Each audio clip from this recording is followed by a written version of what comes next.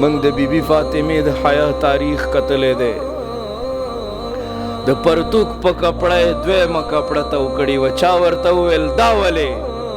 وی چې زما د پرتوک په کپڑا باندې د غیر نارینه نظرونه لګي ته د هغې نه زیاته ښایسته یې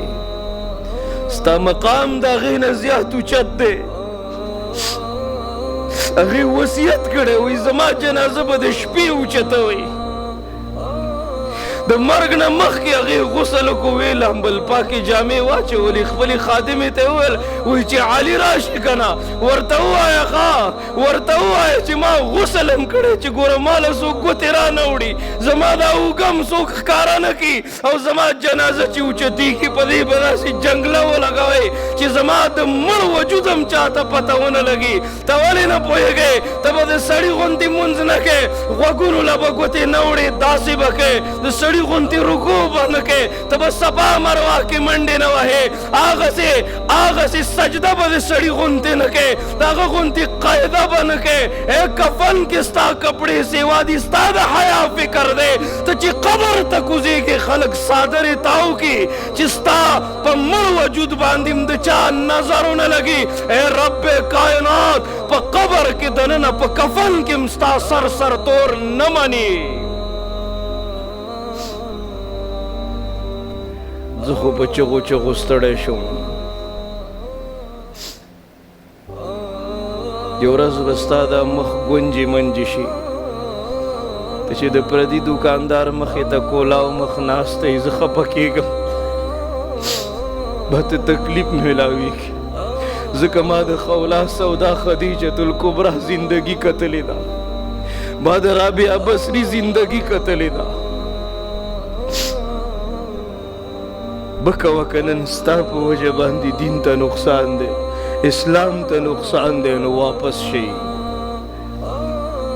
یو ټیک ټاکره جینۍ مړه شوه اوس دا نور صاحبان راځي او ویډیوګانې کوي وایي د دې دا ناچګانې مه ګورئ ځکه چې هغې ته په قبر کې تکلیف رسي نو چې ته دومره پوهېږې چې په قبر کې به تکلیف وي نو مه کوئ که نه نور به څومره خپل الله خفه کوئ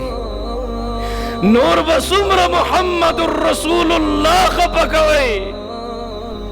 نور به څومره د دې دین او اسلام مخالفت کوئ د مرګ او د ژوند هېڅ پته نه لګي زه به په دې منبر ناست یم که ټیم مې برابر شو دلته به لاندې راوغورځېږم تاسو به راله لاس او خپې مه کوئ هله څه چل پې وشو وظن انه الفراق اذا جاء اجلهم لا يستاخرون ساعة ولا يستقدمون کله چې د رب د طرف نه فیصله راله بس خبره ختم داسې به دې خپله معاشره کې نظر واچوئ وګورئ چاته به تکلیف وي روجه ده د چا به د روجه ماتي وس نه کېږي د چا به د پیشمني وس نه کېږي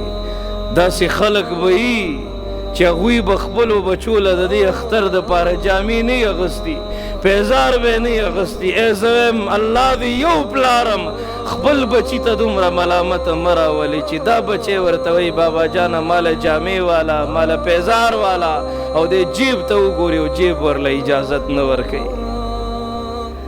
دا ډېر سخت وخت دی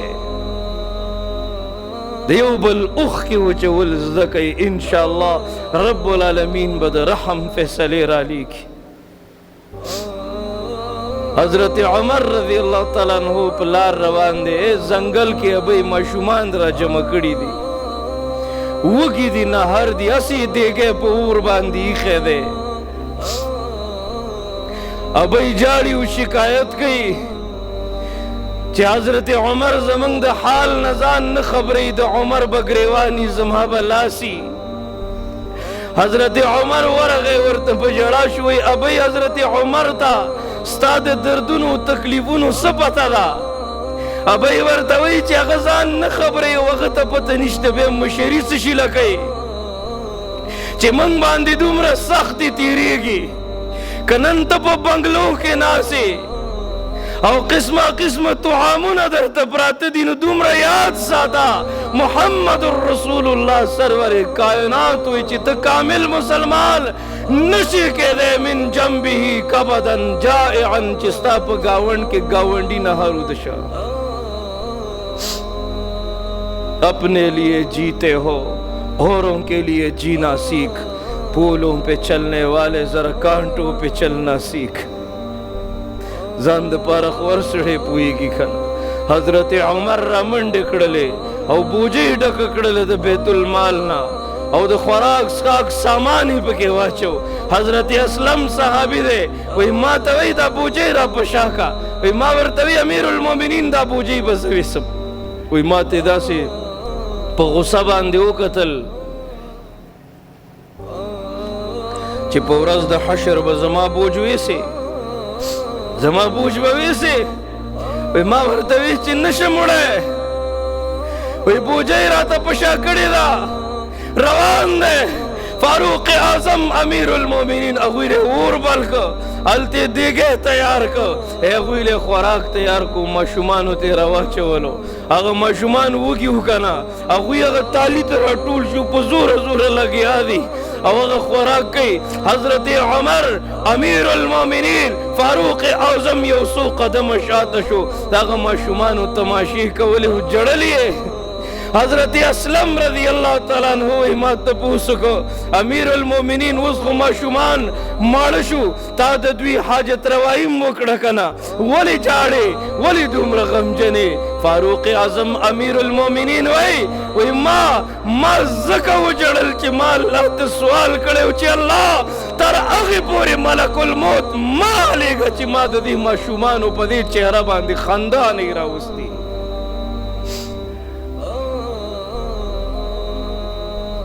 دغی نباد بد رحم فیصلے راسی، دستار کے ہر تار میں تحقیق ہے لازم، ہر صاحب دستار معزز نہیں ہوتا. لٹیروں نے جنگل میں شمع جلائی، مسافر یہ سمجھے کہ منزل وہی ہے. اے تو ادھر ادھر کی نہ بات کر، یہ بتا کہ قافلہ کیوں لٹا. مجھے رہزنوں سے گلا نہیں، تیری راہبری کا سوال ہے. مسلمانہ تابد ابو بکر صدیق دا صداقت ترجمانی کولا، مسلمانہ تابد حضرت عمر دا عدالت ترجمانی کولا، تابد حضرت عثمان دا سخاوت ترجمانی کولا، تابد حضرت علی دا شجاعت ترجمانی کولا، تابد بلال حبشی دا عشق ترجمانی کولا. اے خورے اے مورے تابد بی بی فاطمہ دا حیا دا صادر ترجمانی کولا. اخیری خبر در تکام ما سره ټیم ختم شو. نوجوانان په نظر راځي ماشاءالله، بنګ ته ډېر شکایتونه ملاویږي، مور خپه پلار خپه. اے نوجوانانو دا مور مه خپه کوئ.